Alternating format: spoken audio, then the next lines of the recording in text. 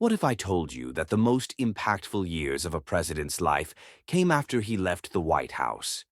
Today, we're diving into the extraordinary legacy of Jimmy Carter, not just as America's 39th president, but as a humanitarian who redefined what it means to live a life of purpose. Before we dive in, hit that subscribe button if you're ready to explore life-changing lessons from some of history's most fascinating figures. Picture this. It's 1981, and Jimmy Carter has just left the presidency with some of the lowest approval ratings in history. Most people in his position would have retreated into a quiet retirement, writing memoirs and fading from the public eye. But Carter? He was just getting started on his most remarkable chapter yet. Here are the life lessons that his journey teaches us. Lesson 1. Failure is not final. When Carter left office, many considered his presidency a disappointment. Pundits wrote him off. Critics labeled him as ineffective. But instead of letting this define him, he asked himself a simple but powerful question. What can I do now? This pivot led him to create the Carter Center, an organization that has worked to nearly eradicate guinea worm disease and has monitored democratic elections across the globe. Imagine that. His greatest achievements came after what many saw as his biggest failure. What if, instead of fearing failure, we saw it as a doorway to something greater? Lesson 2. Redefine success on your own terms.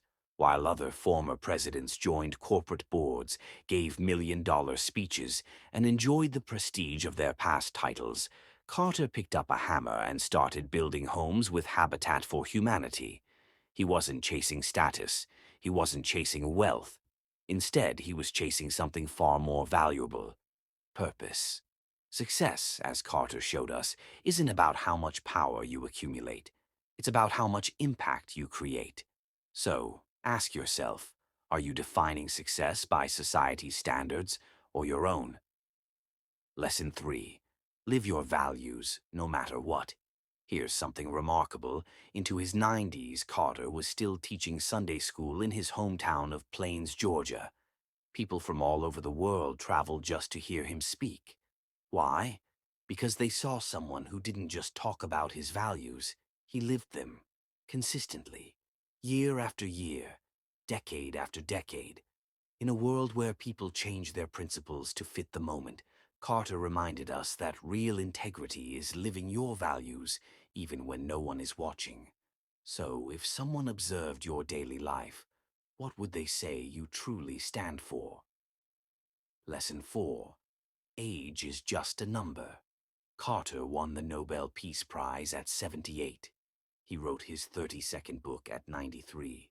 He was still building houses with Habitat for Humanity at 95. Think about that.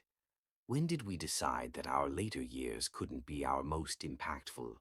When did we start believing that age limits our ability to contribute, to create, to inspire? Maybe the question isn't, am I too old to make a difference? But rather, what incredible things could I still accomplish if I stopped putting limits on myself? Here's the real takeaway. Carter once said, I have one life and one chance to make it count for something. His legacy isn't just about what he achieved, it's about how he achieved it, with humility, persistence, and an unwavering commitment to serving others. So, let me ask you this. What would change in your life if you started viewing every setback as a setup for something greater? What could you accomplish if you stopped measuring success by your title or bank account and started measuring it by your impact on others? Carter's greatest lesson for us might just be this. Our best chapters aren't behind us. They're ahead.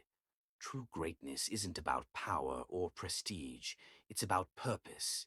If this message resonated with you, share it with someone who needs to hear it. And if you want more life-changing lessons from history's most inspiring figures, don't forget to subscribe. Because no matter where you are in life, it's never too late to rewrite your story.